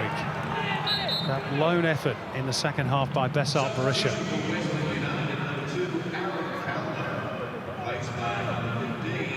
Change for Western United. Aaron Calver has certainly done his job today. Yeah, he's defended really well, particularly in that first half when there was a lot of crosses he was covering at the back post. He's worked ever so hard. And grabbed an assist, of course, as well, from Berisha's goal. Yep, and you know, as he said in the warm-up when we interviewed him, when Cozzy did, a position that he's not familiar with, and that's his cramps has come off. So Jonathan Aspropodamitis, who's played just 11 minutes so far prior to tonight for Western United, he's on for the last 5 or so here. And here he is on the ball. Yule just trying to waste a few more seconds down by the corner.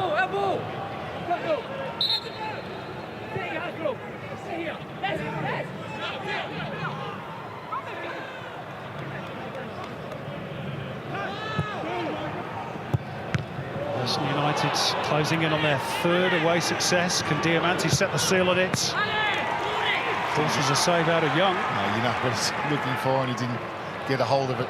He's going for that top right-hand corner. That's the first on-target shot from either team in the second half, or at least the first one that's required a save out of the goalkeepers. Here's O'Shea. Again, they turn back. Courtney Perkins. Inman.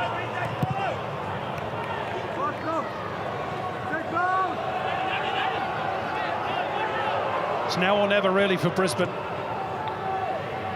Inman, little scoop into the box for Amadi Holloway.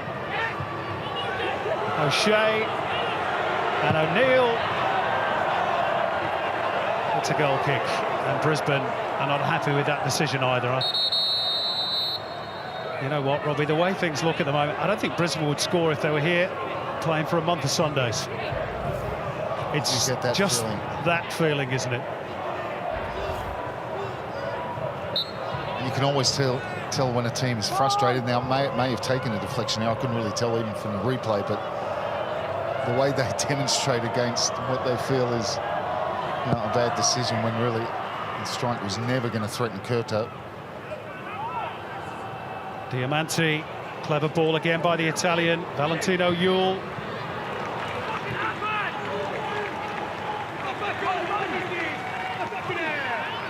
Good challenge in the end by Courtney Perkins.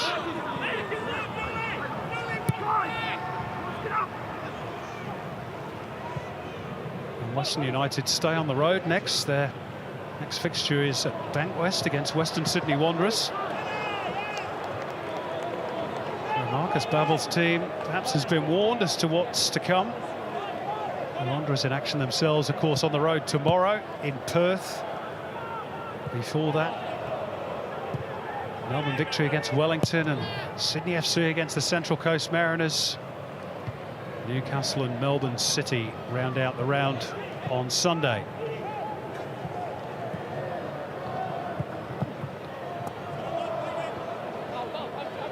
Here's Jai Ingham. And they make it interesting late on Brisbane. O'Shea.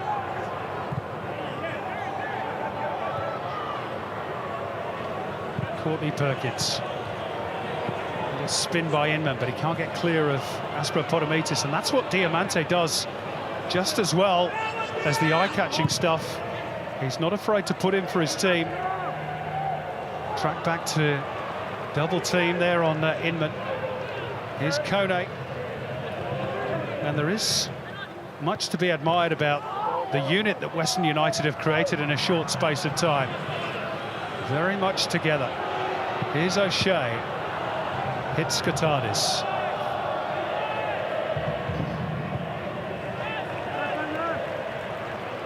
Western United thinking about their third and final change. Max Burgess is ready, but they're just going to delay that for a moment whilst they're on the defensive. Swung into the box, but this time there's nobody there. Away by Hamill. Ramat Akbari, that was a shot, make no mistake. He just didn't get hold of it. Up in the air by Gullen. Nodded down by Marty Holloway. Here's Neville looking for the cutback. Fired in by O'Shea. It just will not go in for Brisbane Roar. Back out it pops. Ingham from a standing start. They just cannot find the quality. And here's Ewell. And now Diamante. And we're into stoppage time at the end of the 90. Diamante, look at that first time. Knew exactly where Aspro Potomitis was. Almost in nosebleed territory for him. And his job is just to hold the ball up in the corner and run down the clock. What about Diamante? Just absolute Brilliant. class. You know, he doesn't have to touch the ball that many times, but it just seems every time he does it, it's something of quality. And it was something to remember him by as he takes his leave. A class above again today, Alessandro Diamante. Absolutely superb. Take a bow.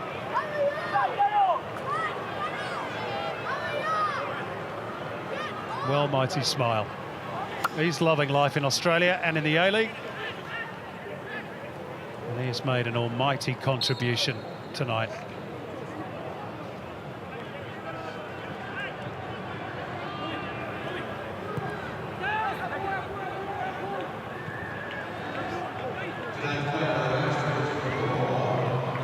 I've got 6 minutes of stoppage time. So still a glimmer of hope for Brisbane, not with balls like that. We are into the second of those already. Pretty glum-looking Robbie Fowler. Was desperately seeking a response after that hammering by Sydney last week. And his team certainly, Robbie, cannot be faulted for effort tonight. They just haven't been able to find a spark. No, and you know, they've battled lots of energy and enthusiasm. You can't say the side haven't given everything. They have, but they lack the quality. You know, that cutting edge, the final third, the right delivery, the finish. They've come up against a very resolute and experienced defensive side. O'Shea with a free kick. Amadi Holloway went for it, couldn't make contact, and Max Burgess should be able to prevent the corner. High up into the night sky in Brisbane. Oh, Kone and O'Shea underneath it, and there's a big collision. Rather, it's Akbari. And he did collect the Greek international. I'm pretty sure his intention was to go for the ball.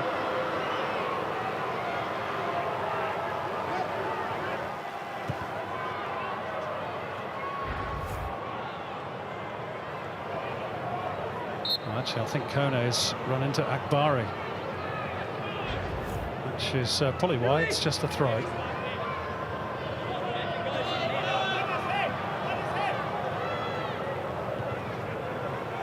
Brisbane have the bye next week. They're probably grateful for that, Robbie, the way things are at the moment. Maybe a chance to get back on the training paddock and work a few things out. And they've got a couple of games on the road in Newcastle and then in Western Sydney to face the Wanderers. The game is almost up here for them at home. A pretty miserable home ending to 2019. Pretty much in keeping, really, with their year in the A-League.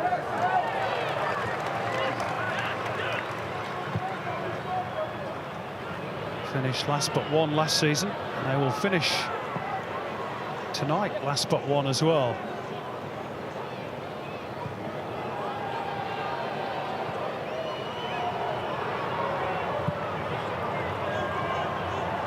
Unless we're going to have some late drama. You never know. In by Inman. Gullen was looking for the foul. Payne to his rescue behind him. O'Shea. Oh, they just got it all wrong. And if any little passage of play sort of summed up Brisbane's night, it was probably that. Jai Ingham just did not read that at all from O'Shea. Where to from here?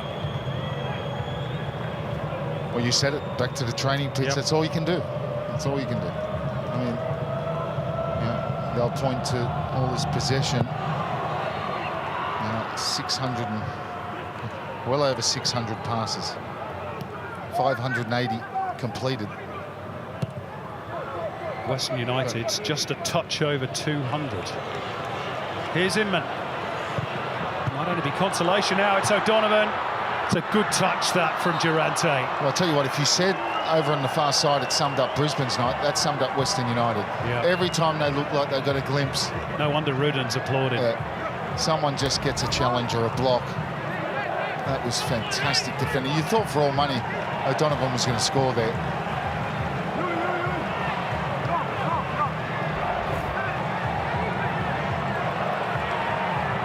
Tenth corner of the night. Maybe the last chance. O'Shea's delivery. Jamie Young's come up from the goalkeeping position. Aidan O'Neill, I should say, gets a deflection. Jamie Young races away after it. Make sure we'll go and take it. Well, why not? Somebody's got to try and force the ball over the line for Brisbane. And Jamie Young says, may as well be me. Oh, we're going to have a goal-scoring goalkeeper in the A-League. Angled in towards O'Neill. It's along the floor. Marty Holloway can't get a piece of it. And now Young, of course, is out of his goal. And it's sliced out of play by Courtney Perkins. And that should just about be that. And that is confirmed by Chris Beath. Well, it may be winning ugly, but they've won it. Western United, a real team effort. Connor Payne and, of course, Besart Berisha against his former club as Western United register back-to-back wins. And it is their first interstate success in Australia as Raw and Robbie Fowler are consigned to a second straight defeat. Suncorp has not been a happy home for them in 2019. Mark Ruden, the childhood Liverpool fan, defeats one of his idols, and Western United are up to joint second. Brisbane huffed and puffed and toiled, but they just could not break down this resolute Western United defence. And they take the points and the plaudits. Brisbane Roar 0, Western United 2. Let's go down to Adam Peacock. Thank you, Simon. Got a very tired Alessandro Diamante with me here. Alessandro, is that a beautiful victory or a not so beautiful victory away from home? No, it's very beautiful victory. Every victory is beautiful. And no, it's a beautiful match. We work hard.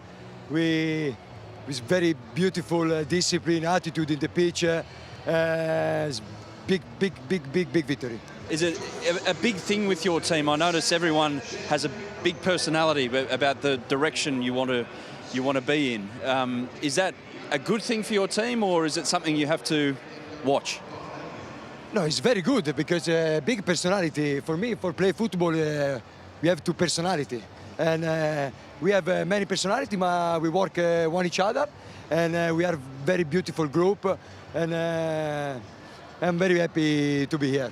Is it good for you at the moment, or is it getting to, like, it's very hot now, it's summer, you're running around a lot, you're not so young anymore. Are you okay with all of this? No young?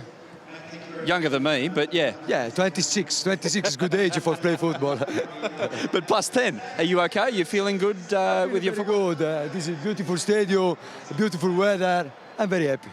What can this team do this season, or is it week to week to week? Yeah, work day by day. Work day by day with discipline, with this strong attitude, united, and I know only this way for improve, for win the match. Alessandro, beautiful to watch you again tonight. Well Thank you, guys. Go rest. Thank you. Over to John Cosmina. Yeah, I've got Aidan O'Neill, Brisbane Roar's midfielder. Aidan, a very, very frustrating night for your team. Yeah, definitely, you know, on the back of last week, you know, we wanted to come here and at home, you know, we've done quite well, so we wanted to come here and prove a point. And, you know, I didn't think we played too bad, but I think we got